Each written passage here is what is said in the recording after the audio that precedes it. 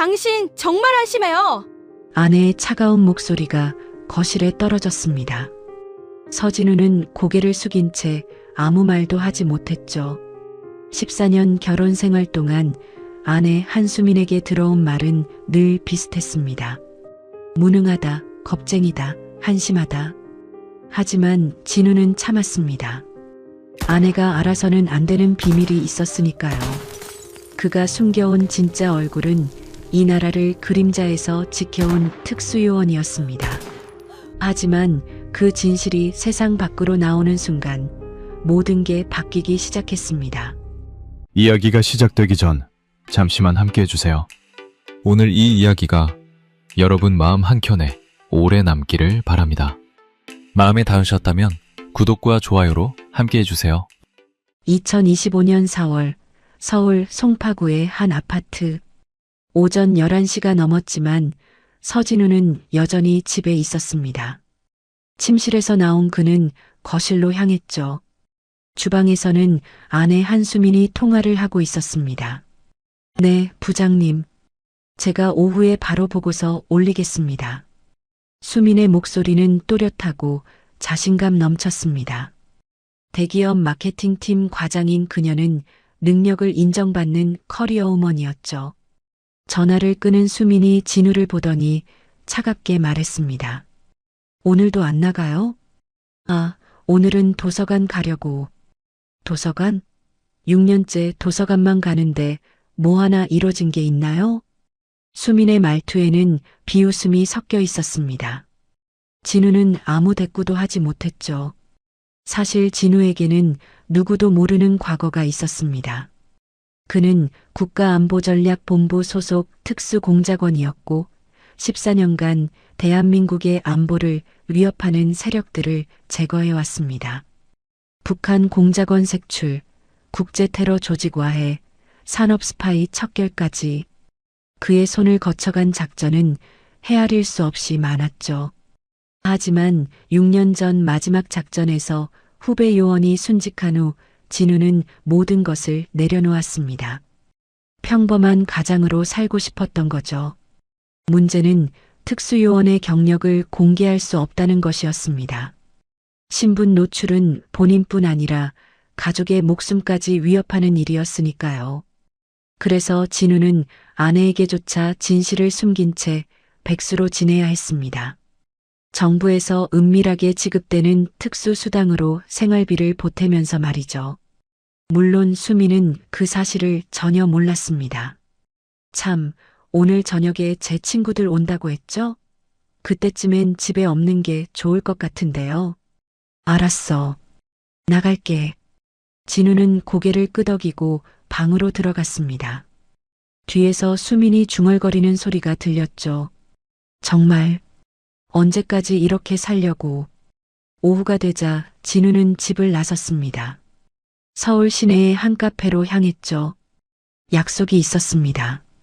옛 동료 이강석과의 만남이었습니다. 카페 안쪽 자리에 앉아있던 강석이 손을 들어 인사했습니다. 그는 여전히 현역으로 활동하는 요원이었죠. 형님, 오랜만입니다. 그래, 잘 지냈지? 네. 근데 형님은 요즘 어떠세요? 강석의 물음에 진우는 쓸쓸하게 웃었습니다. 뭐, 그냥 그렇지. 집에서는 좀 힘들긴 한데, 아직도 비밀을 지키고 계시는군요. 어쩔 수 없잖아. 내 정체가 알려지면 수민이가 위험해질 수 있어. 강석은 안타까운 표정으로 고개를 끄덕였습니다.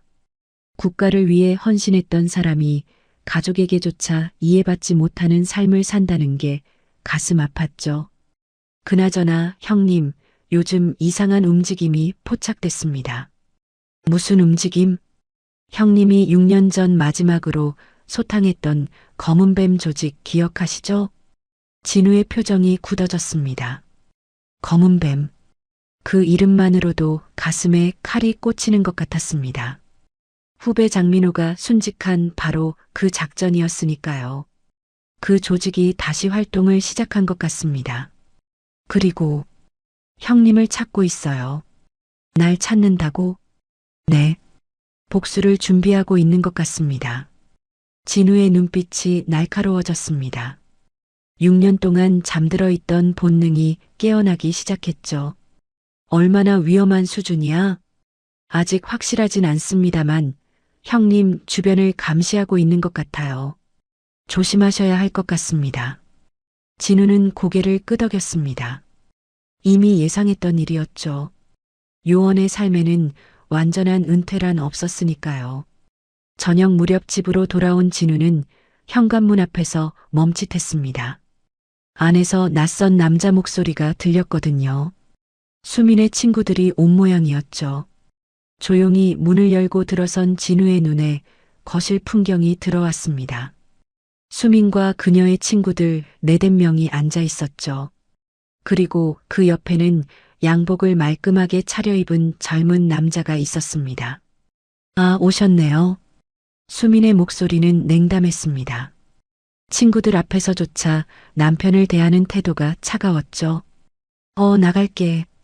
그게 좋겠어요. 진우가 방으로 들어가 가방을 챙기는 사이 거실에서 웃음소리가 터져나왔습니다. 남자의 목소리가 크게 들렸죠. 수민아, 남편분은 무슨 일 하시는데? 그냥, 지금은 집에 있어요. 아, 그러니까 백수? 친구들이 키득거리며 웃었습니다. 그 남자는 오민재였습니다. 수민의 대학 동창이자 IT 기업 임원이었죠. 이렇게 멋진 여자 옆에 있으면서 돈도 못 버는 남자는 남자도 아니지. 내가 수민이 남편이었으면 얼마나 잘해줬을까. 웃음소리가 더 커졌습니다. 진우는 주먹을 꽉 쥐었지만 참았습니다. 언제나처럼 말이죠. 며칠 후부터 수민의 행동이 이상해지기 시작했습니다. 퇴근 시간이 늦어지는 날이 많아졌고 전화가 오면 다른 방으로 가서 받곤 했죠. 그리고 주말에도 자꾸 외출이 잦아졌습니다. 진우는 묻지 않았습니다. 요원 시절 익힌 관찰력으로 이미 상황을 파악하고 있었으니까요. 수민이 누군가를 만나고 있다는 것 정도는 알 수 있었습니다. 하지만 확인하고 싶지 않았죠. 어느 토요일 오후 진우는 편의점에서 장을 보고 있었습니다.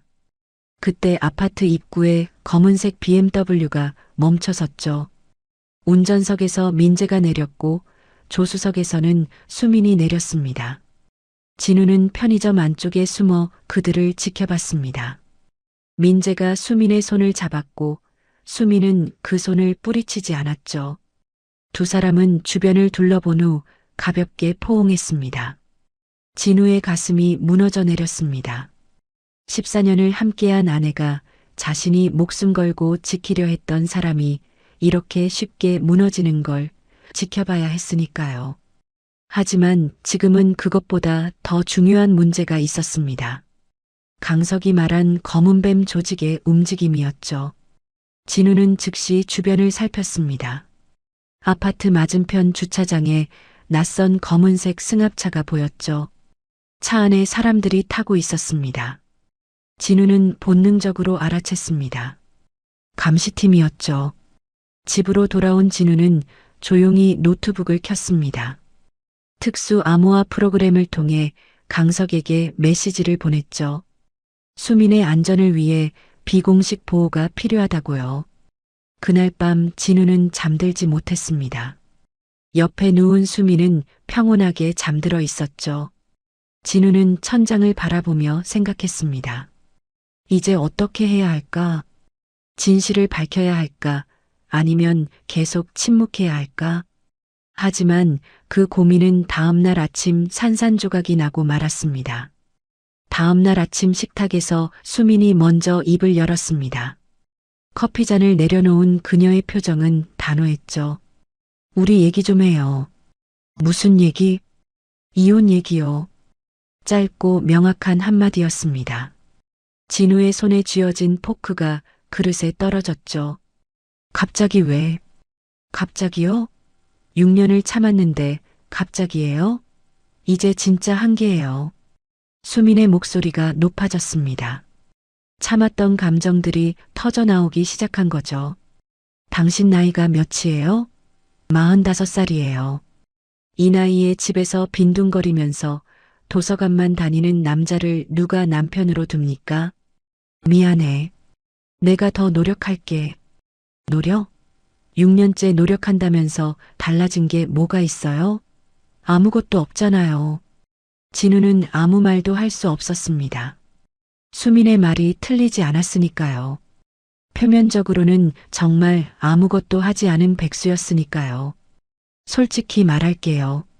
저 이제 당신과 함께 있고 싶지 않아요. 당신 보면 숨이 막혀요.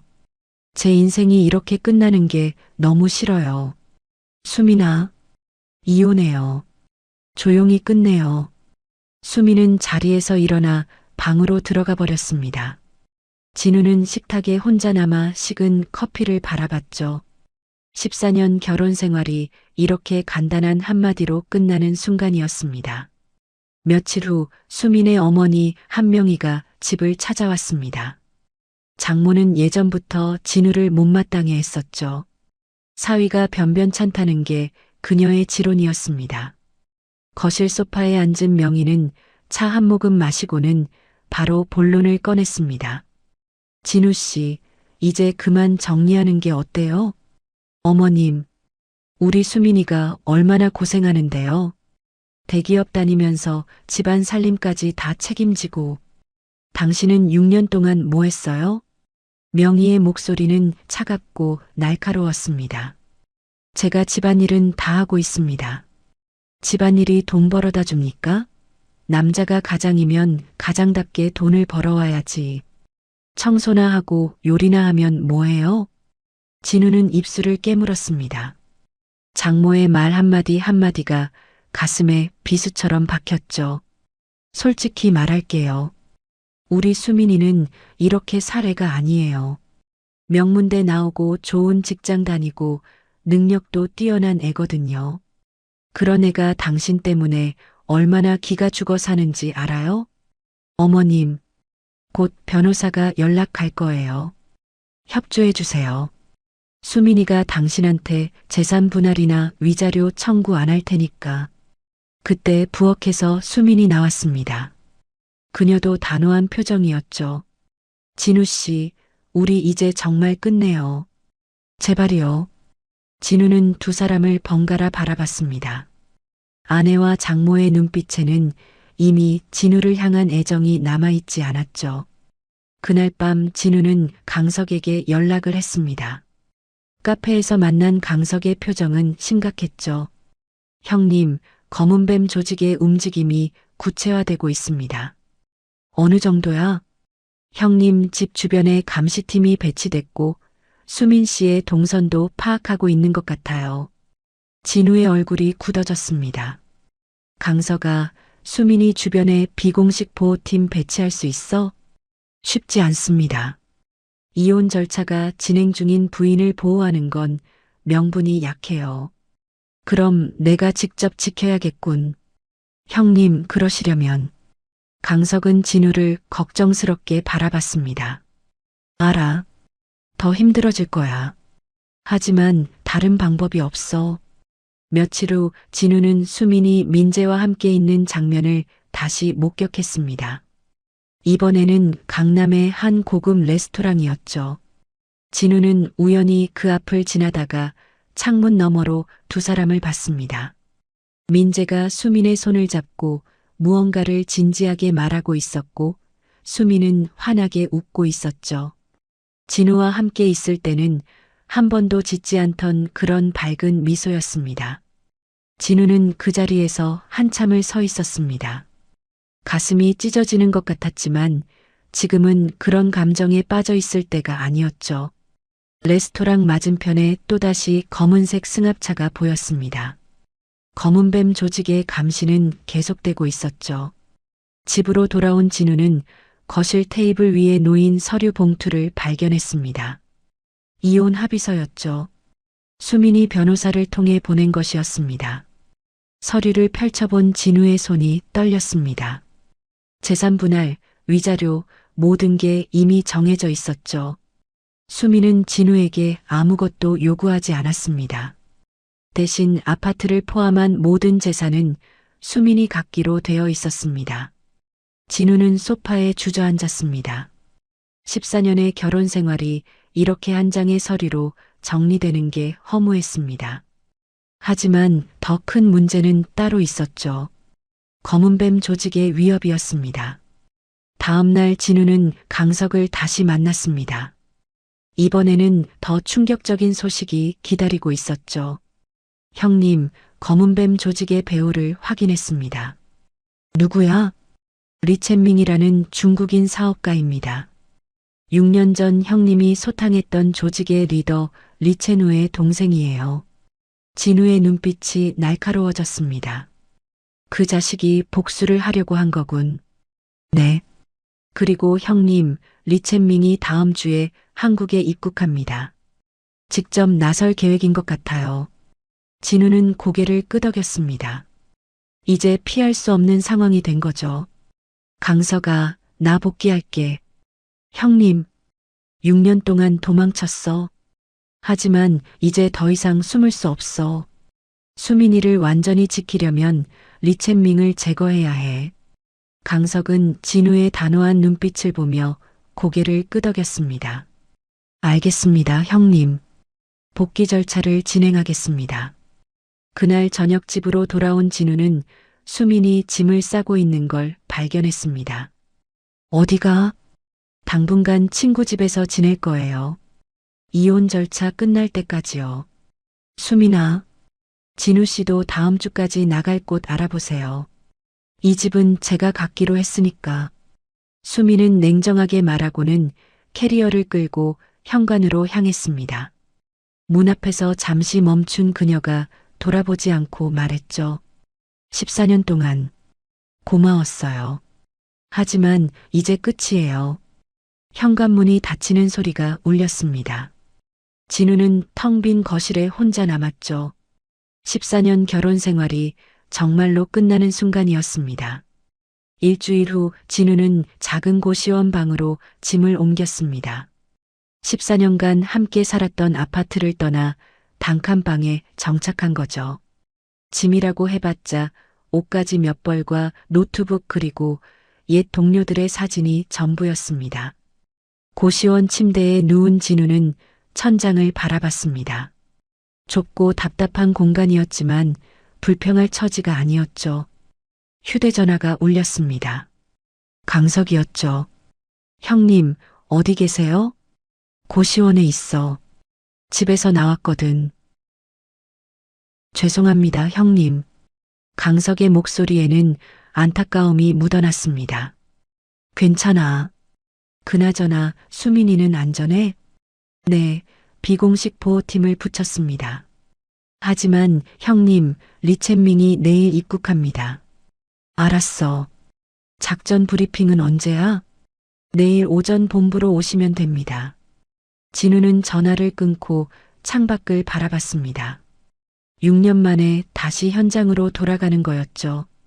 다음 날 오전 진우는 국가안보전략본부에 도착했습니다. 6년 만에 밟는 본부 건물이었죠. 작전실에는 강석과 팀원들이 모여 있었습니다. 여러분, 서진우 선배님을 소개합니다. 이번 작전의 자문역을 맡아주실 겁니다. 팀원들이 일제히 격려했습니다. 진우도 가볍게 답례했죠. 반갑습니다. 이번 작전 목표는 리첸밍의 동향 파악과 검은뱀 조직 소탕입니다. 진우는 스크린에 띄워진 리첸밍의 사진을 가리키며 설명을 이어갔습니다. 리첸밍은 오늘 오후 인천공항으로 입국합니다. 표면적으로는 사업차 방안이지만 실제 목적은 복수죠. 우리는 그의 움직임을 24시간 감시하면서 조직원들을 하나씩 파악할 겁니다. 선배님, 직접 제압하지 않고 감시만 하는 이유가 뭔가요? 한 팀원이 물었습니다. 진우는 고개를 끄덕이며 대답했죠. 리첸밍을 잡는 건 어렵지 않습니다. 하지만 그가 움직이는 걸 보면서 조직 전체를 파악해야 뿌리째 뽑을 수 있어요. 조급하게 움직이면 나머지 조직원들이 숨어버립니다. 팀원들은 고개를 끄덕이며 이해했습니다. 오후가 되자 리첸밍이 입국했습니다. 진우와 팀원들은 공항에서 그를 미행하기 시작했죠. 리첸밍은 택시를 타고 서울 용산구의 한 호텔로 향했습니다. 호텔에 체크인했습니다. 1025호실이에요. 강석이 보고했습니다.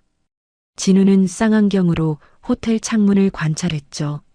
주변 경호 인력은 확인된 건 5명입니다. 하지만 더 있을 수 있어요. 계속 감시하자. 그가 누구를 만나는지 확인해야 해. 그날 밤 리첸밍은 호텔에서 나와 강남의 한 고급 바로 향했습니다. 그곳에서 한국인 남자 2명을 만났죠. 진우는 멀찍이 떨어져서 그들을 관찰했습니다. 저 2명 신원 확인해. 네, 형님. 강석이 즉시 확인에 들어갔습니다. 얼마 후 결과가 나왔죠. 정가가 있는 조직 폭력배들입니다. 리첸밍이 한국 내 협력자로 고용한 것 같네요. 위치 추적 장치 붙일 수 있어? 어렵습니다. 경계가 심해요. 진우는 고민에 빠졌습니다. 이대로는 조직 전체를 파악하기 힘들었죠. 며칠 후 진우는 수민이 민재와 함께 쇼핑하는 장면을 우연히 목격했습니다. 명동거리였죠. 2 사람은 손을 잡고 걸으며 즐거워 보였습니다. 진우는 멀찍이 떨어져서 그들을 지켜봤습니다. 가슴이 아팠지만 지금은 감정에 휘둘릴 때가 아니었죠. 그때 진우의 시선이 수민 뒤편에 선 낯선 남자에게 꽂혔습니다.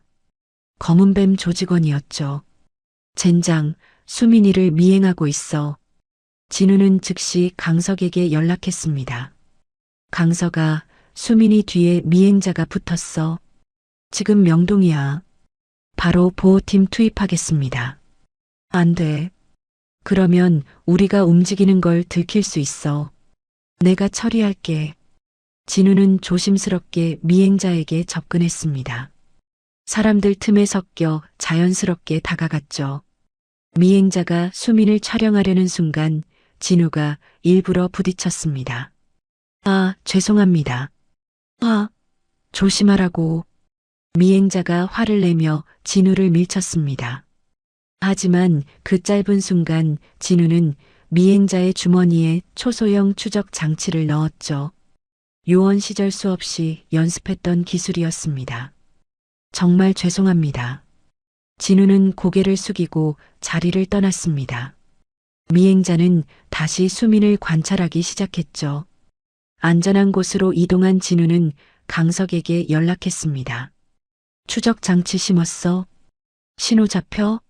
네, 잘 잡힙니다. 좋은 판단이셨어요, 형님. 이제 저 자식을 따라가면 아지트를 찾을 수 있을 거야. 그날 밤 미행자는 서울 외곽의 한 창고로 향했습니다. 진우와 팀원들은 멀찍이 떨어져서 감시했죠. 저기가 아지트인 것 같습니다. 사람은 몇 명이나 있어? 확인된 건 10명 정도입니다. 진우는 창고를 쌍안경으로 관찰했습니다. 리첸밍도 그곳에 있었죠. 내일 새벽에 기습하자. 지금은 인원이 너무 많아. 알겠습니다. 하지만 계획은 틀어지고 말았습니다. 그날 밤 늦게 진우의 휴대전화가 울렸죠. 수민이었습니다. 여보세요? 진우 씨, 도와주세요. 수민의 목소리는 떨리고 있었습니다. 무슨 일이야? 누가 저를 쫓아와요. 지금 민재 씨 집에 있는데. 주소가 어디야? 강남 자곡동 타워 팰리스 42층. 진우의 얼굴이 하얗게 질렸습니다. 절대 문 열지 마. 내가 지금 간다. 진우는 즉시 차에 올라탔습니다. 타워 팰리스까지는 20분 거리였죠. 강석에게 급히 연락했습니다. 강석아, 리첸밍 조직원들이 수민이를 공격하려고 해. 뭐라고요? 지금 어디 계세요? 타워 팰리스로 가는 중이야. 보호팀 보내. 바로 출동시키겠습니다. 진우는 엑셀러레이터를 밟았습니다. 신호등도 무시하고 달렸죠. 머릿속에는 온통 수민 생각뿐이었습니다. 제발, 제발 무사해라. 차를 몰면서도 진우는 계속 수민에게 전화를 걸었습니다. 하지만 받지 않았죠. 진우의 불안감은 점점 커져만 갔습니다. 15분 후 진우는 타워 팰리스에 도착했습니다. 주차장에는 낯선 검은색 밴이 세워져 있었죠. 진우는 차에서 뛰어내려 비상계단으로 달려갔습니다. 42층까지 계단으로 올라가는 건 쉽지 않았습니다. 하지만 진우는 숨이 턱까지 차올라도 멈추지 않았죠. 6년 만에 다시 깨어난 요원의 체력이 그를 밀어붙였습니다. 42층에 도착한 진우는 복도를 조심스럽게 살폈습니다. 4205호실 앞에 낯선 남자 한 명이 서 있었죠. 검은뱀 조직원이었습니다. 진우는 신중하게 접근했습니다. 복도 모퉁이에서 기다리다가 조직원이 휴대전화를 확인하는 틈을 노렸죠. 순식간에 다가가 뒤에서 목을 조였습니다. 조직원은 소리도 지르지 못하고 기절했습니다. 조직원을 조용히 바닥에 눕힌 진우는 그의 무전기를 빼앗았습니다. 이어폰에서 들려오는 소리로 상황을 파악했죠. 2번 응답하라. 2번. 진우는 조직원의 목소리를 흉내냈습니다. 2번이다. 이상 없다. 알았다. 계속 경계하라. 진우는 무전기를 끄고 4205호실 문 앞에 섰습니다. 문은 잠겨 있었지만 열쇠 구멍을 통해 안을 살펴볼 수 있었죠. 거실에 3명의 조직원이 보였고 수민과 민재는 소파에 앉아 있었습니다. 진우는 기절한 조직원에게서 권총을 빼앗았습니다. 그리고 깊게 숨을 들이마셨죠. 6년 동안 잠들어 있던 요원이 완전히 깨어나는 순간이었습니다. 진우는 문을 발로 차며 안으로 돌입했습니다. 움직이지 마. 조직원들이 놀라 돌아봤습니다. 진우는 이미 가장 가까운 조직원의 손목을 향해 총을 쏘고 있었죠. 총이 바닥에 떨어졌습니다. 두 번째 조직원이 반격하려 했지만 진우가 더 빨랐습니다. 근접전으로 제압했죠. 팔꿈치로 얼굴을 가격하고 다리를 걸어 넘어뜨렸습니다. 세 번째 조직원이 수민을 인질로 잡으려 했습니다. 하지만 진우는 정확하게 그의 어깨를 쏴 무력화시켰죠. 2분도 안 되는 시간에 모든 조직원이 바닥에 쓰러져 있었습니다. 진우는 권총을 내리고 수민에게 다가갔습니다. 괜찮아? 수민은 눈물을 흘리며 고개를 끄덕였습니다. 그리고 진우의 품에 안겼죠. 무서웠어요. 정말 무서웠어요. 이제 괜찮아. 내가 왔어. 진우는 수민을 꽉 안았습니다. 옆에 있던 민재는 충격에 빠진 표정으로 진우를 바라만 보고 있었죠. 당신, 대체 누구세요? 민재의 떨리는 목소리였습니다. 진우는 민재를 바라보지 않고 대답했죠. 수민이 남편이요. 그때 현관문이 열리며 강석과 보호팀이 들어왔습니다. 형님, 강석아, 이 자식들 처리해. 네. 팀원들이 조직원들을 체포하기 시작했습니다. 진우는 수민을 안은 채 창가로 걸어갔죠. 수민아, 너한테 할 말이 있어. 무슨 말이에요? 수민은 눈물 범벅이 된 얼굴로 진우를 올려다봤습니다. 나 6년 동안 백수로 산 게 아니었어. 그럼 뭐였어요? 나는 특수요원이었어. 국가안보전략본부 소속이었지. 수민의 눈이 커졌습니다. 믿을 수 없다는 표정이었죠. 6년 전까지 14년 동안 이 나라를 지키는 일을 했어. 하지만 마지막 작전에서 후배를 잃고 모든 걸 내려놓았지. 평범하게 살고 싶었거든. 그럼 왜 말하지 않았어요? 내 정체가 알려지면 너와 우리 가족이 위험해질 수 있었어. 그래서 숨겼어. 너를 지키는 방법이 그것뿐이었던 거야. 수민은 말문이 막혀 진우를 바라만 보고 있었습니다. 6년 동안 자신이 진우에게 했던 말들이 떠올랐죠. 무능하다고, 한심하다고, 겁쟁이라고 했던 말들이요. 미안해. 미안해요. 수민은 진우의 가슴에 얼굴을 묻고 울었습니다. 진우는 수민의 머리를 쓰다듬었죠. 괜찮아. 내 잘못이 아니야. 내가 진실을 숨긴 게 잘못이지. 얼마 후 경찰도 도착했습니다. 조직원들은 연행됐고 수민과 민재는 조서를 작성해야 했죠. 진우는 강석과 복도에 섰습니다. 형님, 리첸밍이 아지트에서 도주했습니다. 뭐? 우리가 여기 출동하는 바람에 아지트 감시가 약해졌어요. 그 틈을 타서 빠져나간 것 같습니다. 진우는 주먹을 불끈 쥐었습니다. 젠장, 내가 너무 조급했어. 아닙니다, 형님. 수민 씨를 구하신 게 먼저였어요. 리첸밍은 지금 어디 있어? 추적 중입니다. 하지만 위치가 계속 바뀌고 있어요. 진우는 고개를 끄덕였습니다. 이제 최종 대결만 남은 거였죠. 몇 시간 후 조서 작성이 끝났습니다. 수민은 지친 표정으로 진우에게 다가왔죠. 이제 어떻게 되는 거예요?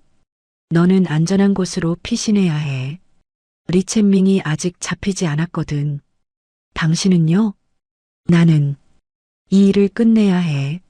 리첸밍을 잡아야 너와 모든 사람이 안전해져. 수민은 진우의 손을 꽉 잡았습니다. 조심해요. 제발. 걱정 마. 금방 끝낼게. 진우는 수민을 보호팀에게 맡기고 본부로 향했습니다. 이제 마지막 작전이 시작되는 거였죠. 여러분, 여기까지 이야기 어떠셨나요? 6년 동안 무능한 백수로 살았던 남편이 알고 보니 나라를 지켰던 특수요원이었다는 반전. 정말 놀라우셨죠? 아내의 차가운 대우와 주변의 무시를 묵묵히 견디면서도 끝까지 가족을 지키려 했던 진우의 마음이 안타깝기도 하고요. 이제 진우는 리챙민과의 마지막 대결을 앞두고 있는데요. 과연 이들의 이야기는 어떻게 끝날까요? 그럼 여러분, 계속해서 다음 이야기도 들어봐 주세요.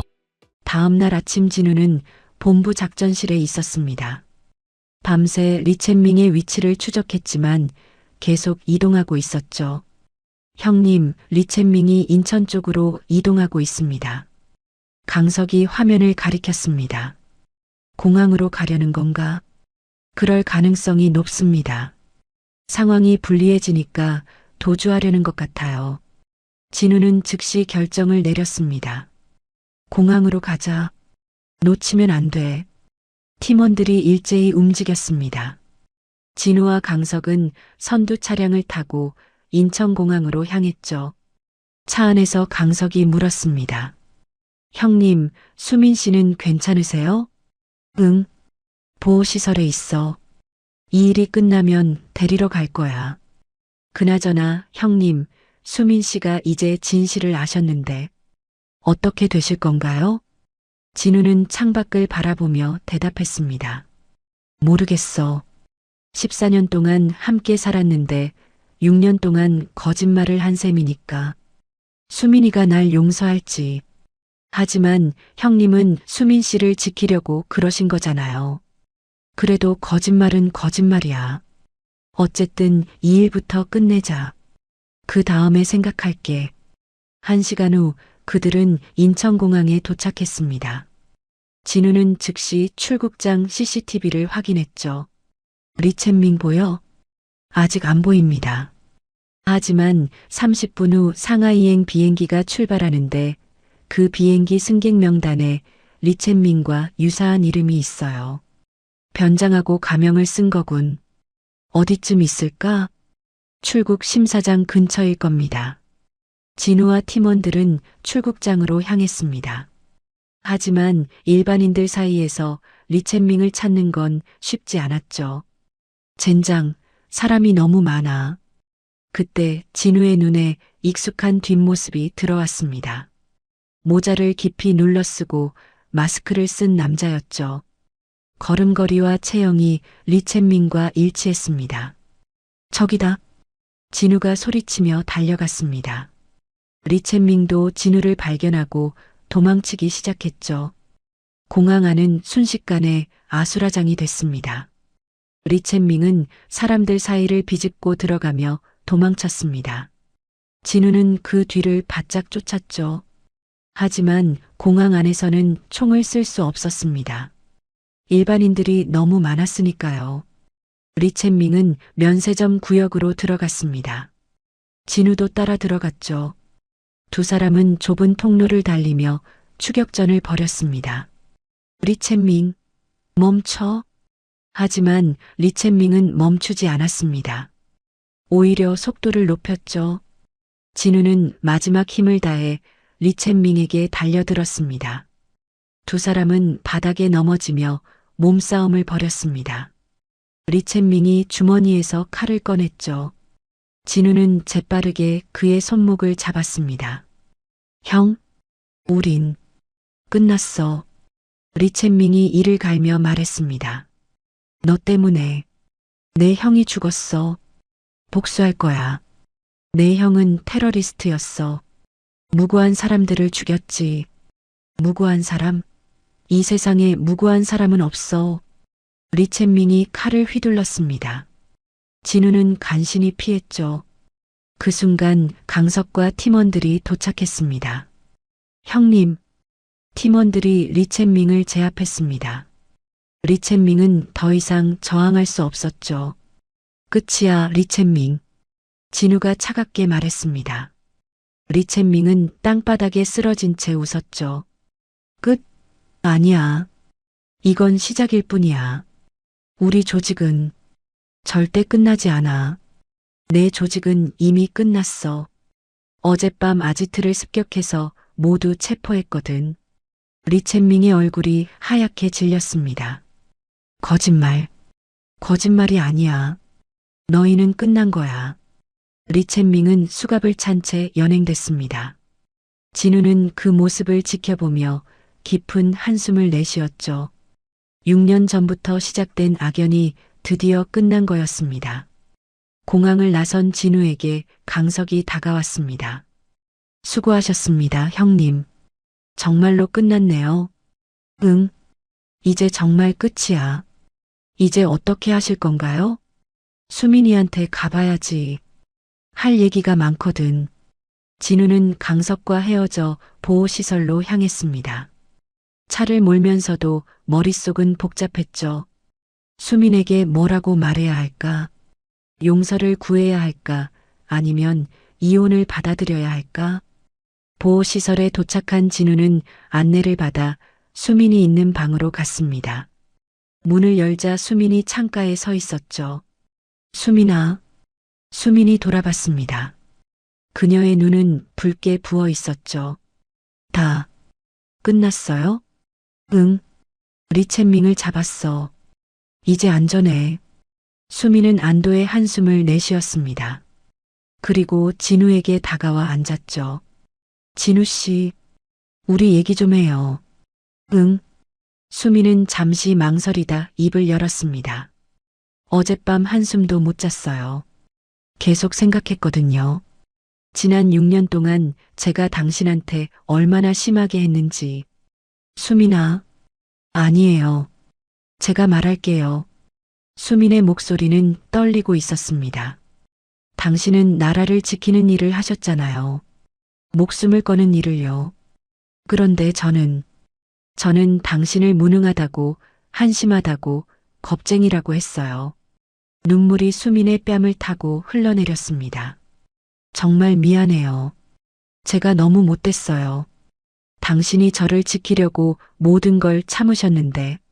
진우는 수민의 손을 잡았습니다. 아니야. 너는 잘못한 게 없어. 내가 진실을 숨긴 게 잘못이지. 너한테 거짓말한 거나 마찬가지야. 하지만 그건 저를 지키려고. 이유가 어쨌든 거짓말은 거짓말이야. 그리고 너는 민재 씨를 만나면서 행복해 보였어. 수민은 고개를 떨구었습니다. 그건 잠깐의 착각이었어요. 민재 씨는 겉만 번지르르한 사람이었어요. 진짜 위험이 닥쳤을 때 저를 지켜준 건 당신이었잖아요. 수민아, 이혼은 안 할 거예요. 수민이 단호하게 말했습니다. 저 바보같이 당신을 오해했었어요. 하지만 이제 알았어요. 당신이 얼마나 대단한 사람인지, 그리고 얼마나 저를 사랑했는지. 정말로 괜찮아? 네. 다시 시작하고 싶어요. 이번에는 제대로요. 진우는 수민을 꽉 안았습니다. 수민도 진우를 안았죠. 두 사람은 한참 동안 그렇게 있었습니다. 일주일 후 진우는 고시원 방을 정리하고 집으로 돌아갔습니다. 수민이 다시 들어오라고 했거든요. 현관문을 열고 들어선 진우를 수민이 반갑게 맞이했습니다. 왔어요? 응. 다녀왔어. 짐은 다 가져왔어요? 응. 별로 없었어?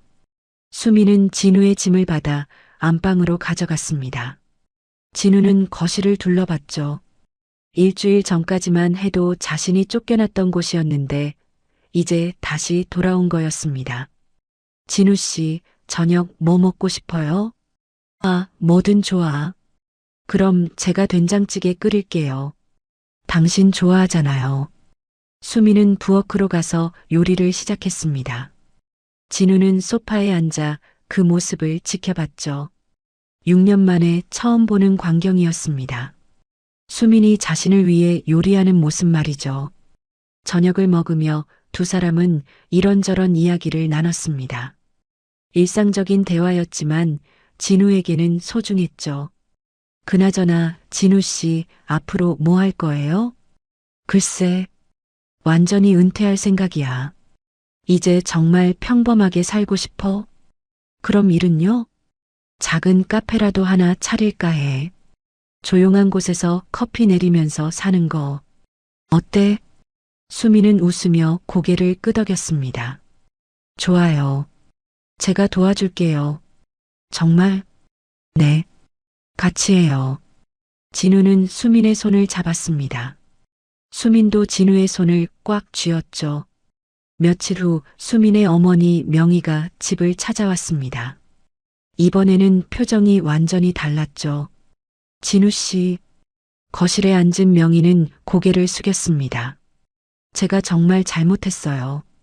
진우 씨가 어떤 일을 하셨는지 이제야 알았어요. 괜찮습니다, 어머님. 아니에요. 괜찮지 않아요.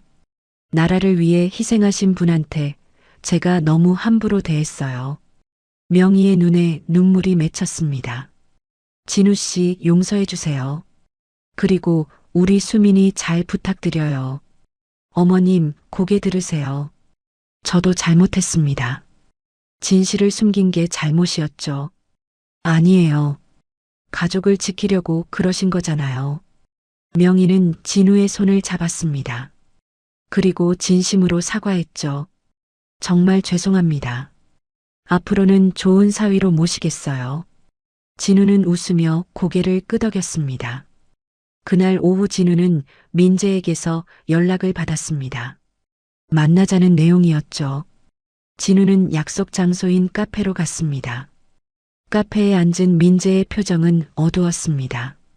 진우 씨, 아니, 형님이라고 불러야 하나요? 편하게 불러요. 민재는 잠시 망설이다 입을 열었습니다.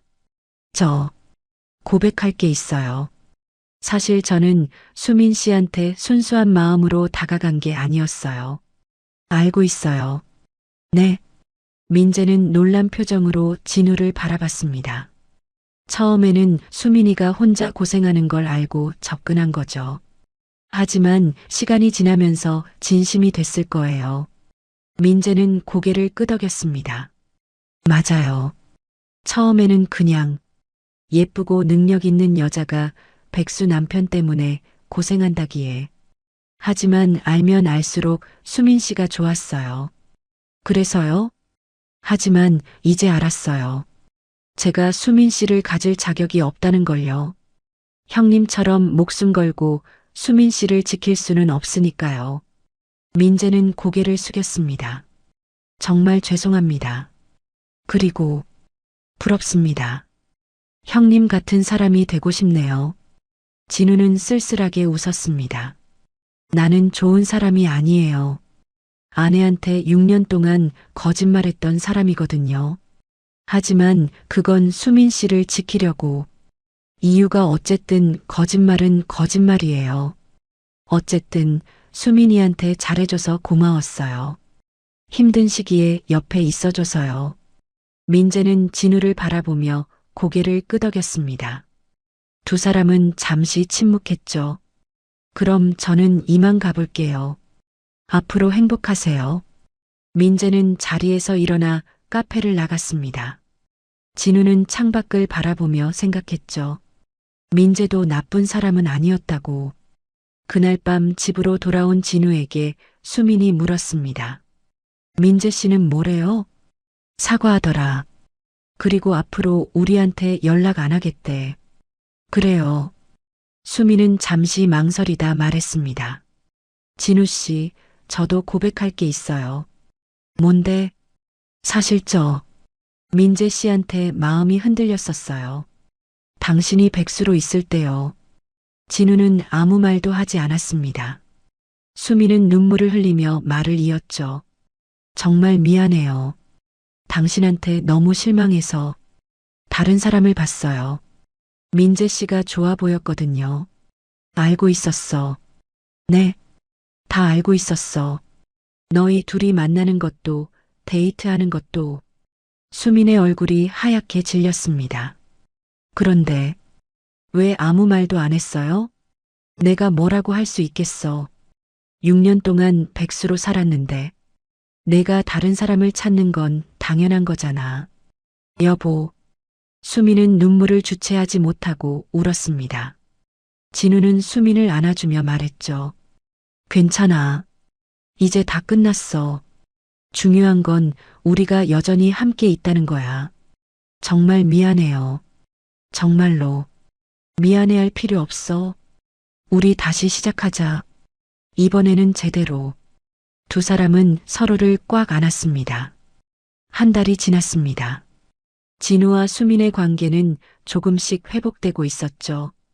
두 사람은 함께 카페 매물을 보러 다녔습니다. 여보, 여기 어때요? 홍대 근처의 조용한 골목에 있는 카페를 가리키며 수민이 물었습니다. 좋은데, 조용하고 아늑하네. 여기로 할까요? 응, 계약하자. 두 사람은 카페 주인과 계약을 진행했습니다. 다음 달에 인수하기로 한 거죠. 여보, 카페 이름은 뭘로 할까요? 새 출발은 어때? 우리도 새로 시작하는 거니까. 좋아요. 카페 새 출발. 마음에 들어요. 두 사람은 손을 맞잡고 웃었습니다. 그날 저녁 집으로 돌아오는 길에 진우의 휴대전화가 울렸습니다. 강석이었죠. 형님, 좋은 소식이 있습니다. 무슨 소식? 리첸밍이 자백했습니다. 검은뱀 조직의 해외 연결망까지 전부 불었어요. 이제 정말로 끝났습니다. 다행이네. 그리고 형님, 본부에서 표창을 준비하고 있습니다. 6년간의 은퇴 생활을 끝내고 복귀해서 조직을 소탕하신 공로로요. 아니야. 그런 건 사양할게. 형님, 나는 이미 충분히 받았어. 수민이를 다시 찾은 것만으로도. 강석은 진우의 말에 잠시 침묵했다가 대답했습니다. 알겠습니다, 형님. 그래도 본부에서는 형님을 자랑스럽게 생각하고 있어요. 고맙다. 너희도 수고 많았어. 전화를 끄는 진우를 수민이 바라봤습니다. 무슨 전화였어요? 응. 강석이한테서 모든 게 정리됐대. 다행이네요. 이제 정말 안전한 거죠? 응. 이제 우리 평범하게 살 수 있어. 수민은 진우의 팔짱을 끼웠습니다. 두 사람은 집으로 걸어가며 미래에 대해 이야기를 나눴죠. 며칠 후 진우는 본부를 방문했습니다. 동료들에게 인사하고 정식으로 은퇴 서류를 제출하기 위해서였죠. 본부장실에 들어선 진우를 최상혁 본부장이 반갑게 맞이했습니다. 진우, 오랜만이네. 네, 본부장님. 이번 작전 정말 수고 많았네. 자네 덕분에 큰 위협을 제거했어. 제 임무였습니다. 상혁은 진우를 한참 바라보다 물었습니다. 이제 정말로 은퇴하는 건가? 네. 이번에는 진짜입니다. 평범하게 살고 싶습니다. 아쉽네. 하지만 이해하네. 자네는 충분히 헌신했어. 상혁은 책상 서랍에서 서류 봉투를 꺼냈습니다. 이건 자네의 14년 복무에 대한 포상금일세. 정부에서 특별히 준비한 거야. 감사합니다. 그리고 진우, 혹시 필요하면 언제든 연락하게. 나라가 자네를 필요로 할 때가 있을 거야. 알겠습니다. 그때는 달려오겠습니다. 진우는 경례를 하고 본부장실을 나섰습니다. 복도에서 강석이 기다리고 있었습니다. 형님, 정말 가시는군요. 응. 이제 정말 끝이야. 형님 같은 분이 없어서 현장이 많이 아쉬울 것 같아요. 너희가 잘할 거야. 믿어. 진우는 강석의 어깨를 두드렸습니다. 강석아, 그동안 고마웠어. 내가 없었으면 수민이를 지키지 못했을 거야. 아닙니다, 형님. 형님이 잘하신 거예요. 두 사람은 악수를 나눴습니다. 그리고 진우는 본부를 떠났죠. 집으로 돌아가는 길에 진우는 한강공원에 잠시 들렀습니다. 벤치에 앉아 강을 바라보며 생각에 잠겼죠. 14년간의 요원 생활이 주마등처럼 지나갔습니다. 위험했던 작전들, 함께 싸웠던 동료들, 그리고 순직한 장민호의 얼굴까지 모든 게 생생했습니다. 하지만 이제는 정말로 끝이었습니다. 새로운 삶이 시작되는 거였죠. 진우는 수민에게 전화를 걸었습니다. 여보, 나 지금 한강공원이야. 같이 산책할래? 좋아요. 금방 갈게요. 30분 후 수민이 도착했습니다. 두 사람은 손을 잡고 한강을 따라 걸었죠. 진우 씨, 행복해요? 응, 정말 행복해. 저도요. 이제야 진짜 당신을 알게 된 것 같아요. 나도 마찬가지야. 이제야 너와 제대로 된 시간을 보내는 것 같아. 두 사람은 벤치에 앉아 노을을 바라봤습니다. 한강 위로 붉은 노을이 지고 있었죠. 여보, 약속해요. 뭘? 앞으로는 절대 비밀 없이 살자고요. 무슨 일이 있어도 서로한테 솔직하게 말하는 거예요. 약속할게. 진우는 수민의 손을 꽉 쥐었습니다. 수민도 진우의 손을 꽉 쥐었죠. 그날 밤 집으로 돌아온 두 사람은 거실에 나란히 앉아 TV를 봤습니다. 뉴스에서는 검은뱀 조직 소탕 소식이 나오고 있었죠. 물론 진우의 이름은 나오지 않았습니다. 여보도 저 일에 참여하신 거죠? 응. 대단해요. 정말로. 수민은 진우의 어깨에 기댔습니다. 진우는 수민의 머리를 쓰다듬었죠. 수민아, 사랑해. 저도 사랑해요. 정말로. 두 사람은 서로의 온기를 느끼며 평화로운 시간을 보냈습니다. 두 달 후 카페 새 출발이 오픈했습니다. 진우는 커피를 내리고 수민은 손님을 맞이했죠. 조용한 골목에 있는 작은 카페였지만 입소문이 나기 시작했습니다. 사장님, 커피 정말 맛있어요. 한 손님이 진우에게 말했습니다. 감사합니다. 진우는 웃으며 대답했습니다. 평범한 일상이었지만 진우에게는 소중했죠. 오후가 되자 강석이 카페를 찾아왔습니다. 형님, 강석아, 어서 와. 앉아. 강석은 자리에 앉아 진우가 내린 커피를 한 모금 마셨습니다. 형님, 커피 솜씨 좋은데요? 고맙다. 요즘 열심히 연습하고 있어. 두 사람은 한참 동안 이야기를 나눴습니다. 옛날 이야기, 동료들 근황, 그리고 최근 작전 이야기까지요. 그나저나 형님, 정말 돌아오실 생각 없으세요? 없어. 나는 이제 평범하게 살 거야. 그래도 형님 같은 분이 현장에 없으니까 아쉽더라고요. 진우는 웃으며 강석의 어깨를 두드렸습니다. 너희가 잘하고 있잖아. 나는 이제 뒤에서 응원할게. 알겠습니다, 형님. 강석은 커피를 다 마시고 자리에서 일어났습니다. 그럼 저는 이만 가볼게요. 또 들를게요. 그래, 조심해서 가. 강석이 나간 후 수민이 다가왔습니다. 동료분이었어요? 응. 좋은 후배지. 여보는 정말 멋진 일을 하셨던 거네요. 수민은 진우를 자랑스럽게 바라봤습니다. 진우는 쑥스럽게 웃었죠. 뭐, 그냥 내 임무였어. 아니에요. 정말 대단한 일이에요. 나라를 지킨 거잖아요. 진우는 수민의 손을 잡았습니다. 이제 내가 지킬 건 너야. 너와 우리 가족.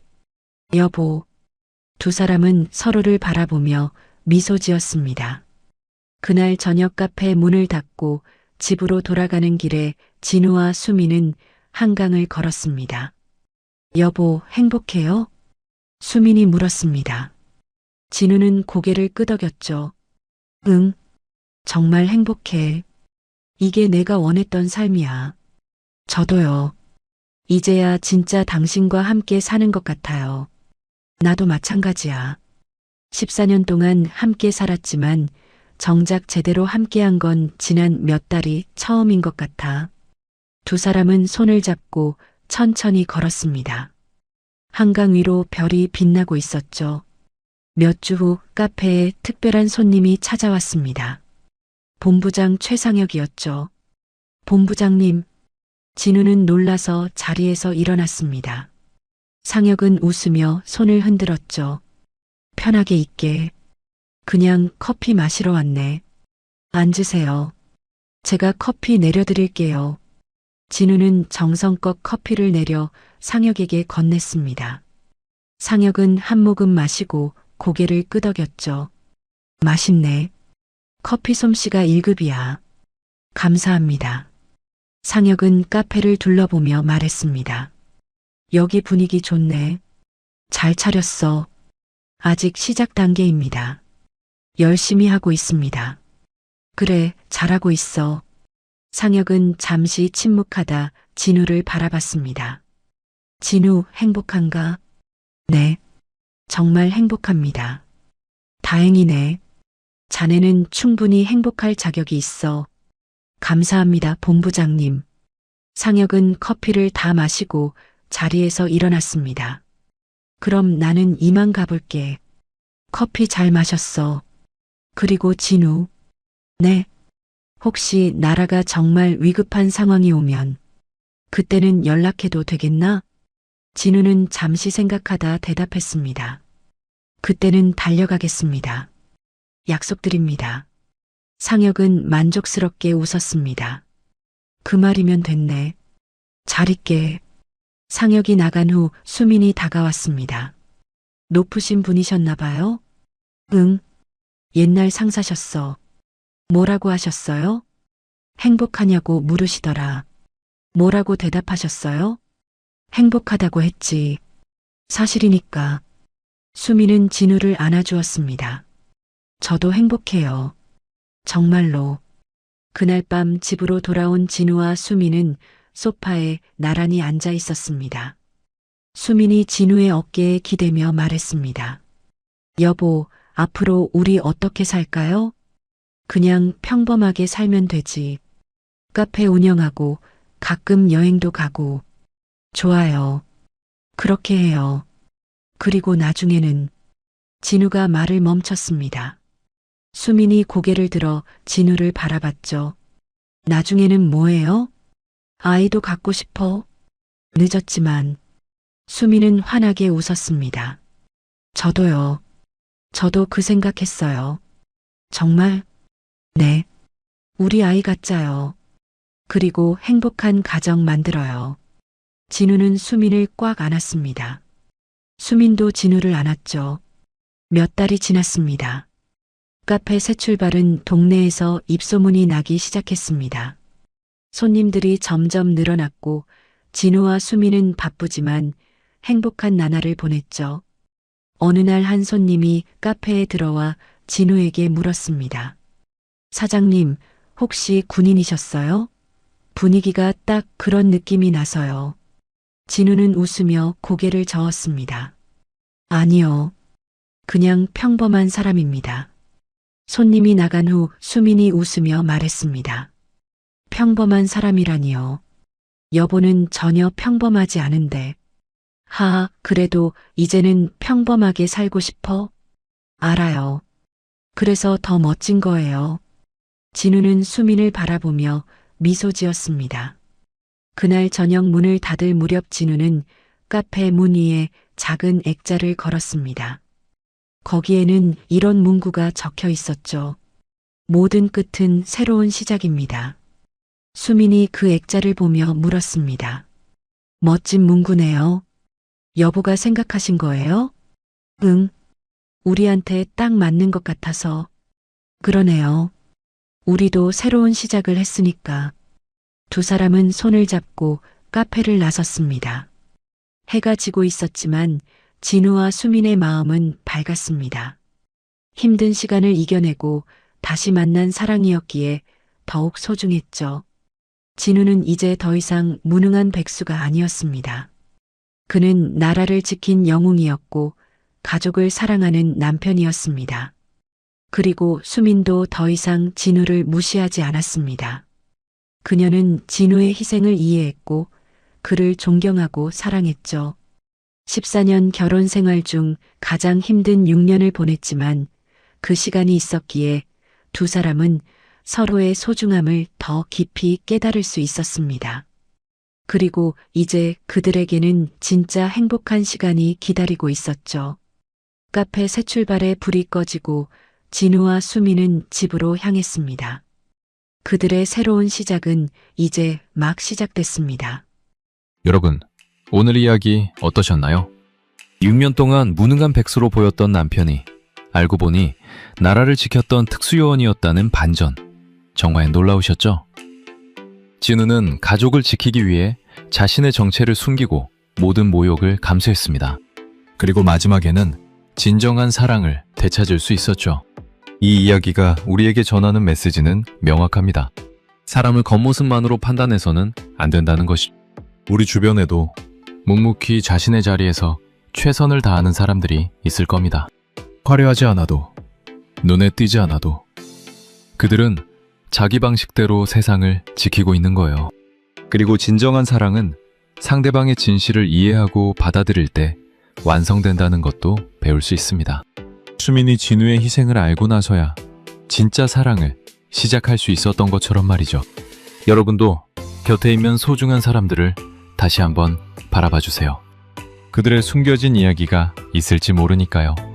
오늘 이야기가 여러분께 작은 위로가 되었으면 좋겠습니다. 구독과 좋아요 부탁드립니다. 감사합니다.